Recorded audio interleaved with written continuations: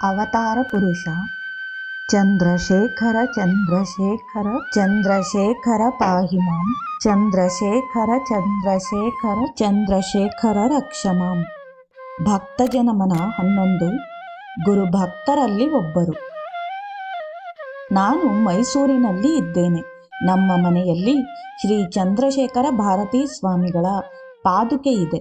ಅದು ನಮ್ಮ ಮನೆಗೆ ಬಂದ ನಂತರ ಹಲವಾರು ರೀತಿಯಲ್ಲಿ ನನಗೆ ಒಳ್ಳೆಯದಾಗಿದೆ. ನನ್ನ ಗುರು ಸಮಾನರಾದ ಆನಂದಜಿಯವರು ಮೈಸೂರು ಮಹಾರಾಣಿಯವರ ಸಹಾಯಕರಾಗಿ ಇದ್ದರು. ಅವರು ಬೆಂಗಳೂರಿನ ಅರಮನೆಯ ಇನ್ಚಾರ್ಜ್ ಆಗಿದ್ದರು. ನೇಮ ನಿಷ್ಠೆ ಇಟ್ಟುಕೊಂಡಿದ್ದ ಬ್ರಹ್ಮಚಾರಿ. ಹೊರಗಡೆ ಊಟ ಮಾಡುತ್ತಿರಲಿಲ್ಲ. ಒಮ್ಮೆ ಮಹಾರಾಣಿಯವರು ಶೃಂಗೇರಿಗೆ ಹೊರಟಿದ್ದರು. ಊಟ ವಸತಿಗೆ ತೊಂದರೆಯಾಗುತ್ತದೆ ಎಂದು ಮಹಾರಾಣಿಯವರು ಆನಂದಜಿಯವರನ್ನು ಶೃಂಗೇರಿಗೆ ಕರೆದುಕೊಂಡು ಹೋಗಲಿಲ್ಲ. ಮಹಾರಾಣಿಯವರು ಶೃಂಗೇರಿಗೆ ತಲುಪಿ ಗುರುಗಳ ದರ್ಶನಕ್ಕೆ ಹೋದರು. ಆದರೆ ಅಲ್ಲಿ ಆನಂದಜಿಯವರನ್ನು ಕರೆದುಕೊಂಡು ಬರುವಂತೆ ಅಪ್ಪಣೆಯಾಯಿತು. ಆನಂದಜಿಯವರನ್ನು ಕರೆತರಲು ಬೆಂಗಳೂರಿಗೆ ಕಾರನ್ನು ಕಳುಹಿಸಲಾಯಿತು. ಕಾರು ಚಾಲಕ, ನಿಮ್ಮನ್ನು ಶೃಂಗೇರಿಗೆ ಕರೆದುಕೊಂಡು ಬರಲು ಮಹಾರಾಣಿಯವರು ಹೇಳಿದ್ದಾರೆ ಎಂಬುದಾಗಿ ಆನಂದಜಿಯವರಿಗೆ ಹೇಳಿದರು. ಆದರೆ ಆನಂದಜಿಗೆ ನಂಬಿಕೆ ಬರಲಿಲ್ಲ. ನನ್ನನ್ನು ಏಕೆ ಅವಶ್ಯವಾಗಿ ಬರಲು ಹೇಳಿ ಕಳುಹಿಸುತ್ತಾರೆ? ನೀವು ಗೊಂದಲಗೊಂಡಿರಬಹುದು ಎಂದು ಪ್ರಶ್ನೆ ಮಾಡಿದರು. ಆದರೆ ಕಾರು ಚಾಲಕ ನಿಮ್ಮನ್ನೇ ಕರೆದುಕೊಂಡು ಬರಲು ಹೇಳಿರುವುದು ಎಂದು ಆತ್ಮವಿಶ್ವಾಸದಿಂದ ನುಡಿದರು. ನಂತರ ಆನಂದಜಿ ಶೃಂಗೇರಿಗೆ ಹೋಗಲು ಒಪ್ಪಿ ಕಾರಿನಲ್ಲಿ ಪ್ರಯಾಣ ಬೆಳೆಸಿದರು.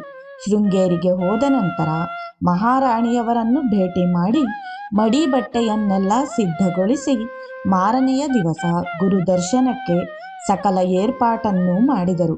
ಮರುದಿನ ಬೆಳಿಗ್ಗೆ ಮಹಾರಾಣಿಯವರು ಮತ್ತು ಆನಂದಜಿಯವರು ಇಬ್ಬರೇ ಜಗದ್ಗುರು ಶ್ರೀ ಚಂದ್ರಶೇಖರ ಭಾರತೀ ಸ್ವಾಮಿಗಳ ದರ್ಶನಕ್ಕೆ ಹೋದರು. ಗುರುಗಳನ್ನು ದರ್ಶಿಸಿದ ಆನಂದಜಿಯವರಿಗೆ ಅತ್ಯಂತ ವಿಸ್ಮಯವಾಯಿತು. ಗುರುಗಳನ್ನು ನೇರವಾಗಿ ನೋಡಲು ಸಾಧ್ಯವಾಗಲಿಲ್ಲ. ಪ್ರಭಾವಳಿಯಂತೆ ಕಂಗೊಳಿಸುತ್ತಿದ್ದರು ಗುರುಗಳು. ಆನಂದಜಿಯವರು ಬಾಗಿಲ ಪಕ್ಕದಲ್ಲಿ ನಿಂತುಕೊಂಡು ಮರೆಯಾಗಿ ನೋಡಿದರು. ನಂತರ ಹೇಗೋ ಧೈರ್ಯ ಮಾಡಿ ಗುರುಗಳ ಮುಂದೆ ಹೋಗಿ ನಿಂತುಕೊಂಡರು. ಗುರುಗಳು ಇದ್ದಕ್ಕಿದ್ದ ಹಾಗೆ ತಮ್ಮ ಪಾದುಕೆಯನ್ನು ಅವರ ಬಳಿ ದೂಡಿದರು.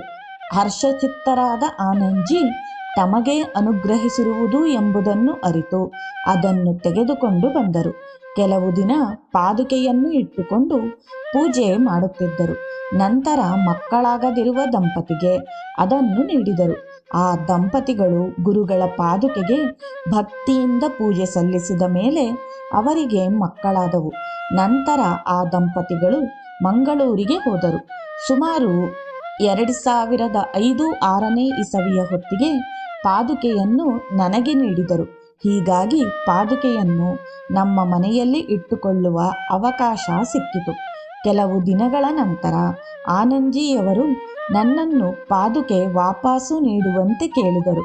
ಆದರೆ ನಾನು ನನ್ನ ಆಸ್ತಿಯನ್ನು ಬೇಕಾದರೆ ತೆಗೆದುಕೊಳ್ಳಿ, ನಿಮ್ಮ ದಾಸನಾಗಿ ಬೇಕಾದರೂ ಇರುತ್ತೇನೆ, ಪಾದುಕೆಯನ್ನು ಮಾತ್ರ ಕೇಳಬೇಡಿ, ಈ ಜನ್ಮದಲ್ಲಿ ನನಗೆ ಬಿಟ್ಟು ಬಿಡಿ ಎಂದು ಕೇಳಿಕೊಂಡೆ. ನನ್ನ ತಳಮಳವನ್ನು ಗ್ರಹಿಸಿದ ಅವರು ನನ್ನ ಬಳಿಯೇ ಪಾದುಕೆ ಇಟ್ಟುಕೊಂಡಿರಲು ಒಪ್ಪಿದರು. ಅಂದಿನಿಂದಲೂ ನನಗೆ ಗುರುಗಳು ಸಾಧನೆ ಮಾಡಲು ಪ್ರೇರೇಪಿಸುತ್ತಿದ್ದಾರೆ. ನಾನು 2005ರಲ್ಲಿ ಮೈಸೂರಿನಲ್ಲಿ ಒಂದು ಮನೆಯನ್ನು ತೆಗೆದುಕೊಂಡೆ. ಸುಮಾರು 2009ರ ಹೊತ್ತಿಗೆ ನನಗೆ ಒಂದು ನೋಟಿಸು ಬಂತು. ಎಲ್ಲ ದಾಖಲೆಗಳು ನನ್ನ ಬಳಿ ಇದ್ದರೂ ಆ ಮನೆಯನ್ನು ತೊರೆಯಲು ಆದೇಶ ಬಂತು. ನಾನು ಸುಪ್ರೀಂ ಕೋರ್ಟ್ ಮೆಟ್ಟಿಲು ಹತ್ತಿ ಹೋರಾಟ ಮಾಡಿದೆ.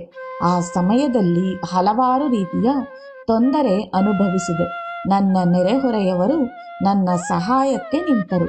ನನ್ನ ಬಳಿ ಒಂದು ಬಿಡಿಗಾಸೂ ಸಹ ಇರಲಿಲ್ಲ. ನಮ್ಮ ಸ್ನೇಹಿತರುಗಳೇ ಹಣ ನೀಡಿ ಕೋರ್ಟ್ ಕೇಸನ್ನು ನಡೆಸಲು ನೆರವಾದರು. ಕೊನೆಗೆ 2016ರಲ್ಲಿ ಕೋರ್ಟ್ನಿಂದ ಮನೆ ಬಿಡುವಂತೆ ಆರ್ಡರ್ ಬಂತು. ನಾನು ನ್ಯಾಯವಾಗಿಯೇ ಇದ್ದರೂ ಮನೆ ಬಿಡುವ ಪರಿಸ್ಥಿತಿ ಬಂತು. ಮನೆ ಬಿಟ್ಟಿದ್ದು ಆಯಿತು. ನನ್ನ ಬಳಿ ಹಣವೂ ಇರಲಿಲ್ಲ, ಕೆಲಸವೂ ಇರಲಿಲ್ಲ. ನನ್ನ ಹೆಂಡತಿ ಮತ್ತು ಮಗಳಿಗೆ ಆರೋಗ್ಯ ಸರಿ ಇರಲಿಲ್ಲ. ಅಂತಹ ಪರಿಸ್ಥಿತಿಯಲ್ಲಿ ಏನು ಮಾಡಬೇಕಿತ್ತು?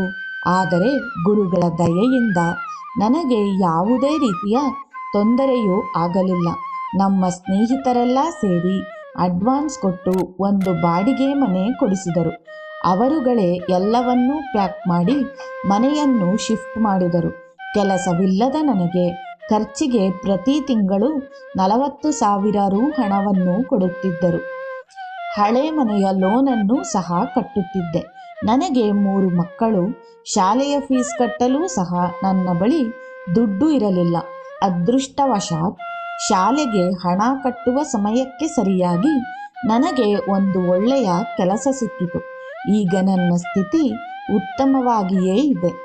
ನಾನು ಕೆಲಸ ಇಲ್ಲದೆ ಹೆಂಡತಿ 3 ಮಕ್ಕಳನ್ನು ಸಾಕಬೇಕಿತ್ತು. ಮನೆ ಕಳೆದುಕೊಂಡಿದ್ದೆ. ಜೀವನ ನಡೆಸಲು ಹಣ ಇರಲಿಲ್ಲ. ಅಂತಹ ಸಂದರ್ಭದಲ್ಲೂ ನಾನು ಧೃತಿಗೆಡಲಿಲ್ಲ. ಈಗಲೂ ನಾನು ಮನೆ ಕಳೆದುಕೊಂಡಿದ್ದರ ಬಗ್ಗೆ ಒಮ್ಮೆಯೂ ಯೋಚಿಸುವುದಿಲ್ಲ. ನೆಮ್ಮದಿಯಾಗಿಯೇ ಇದ್ದೇನೆ.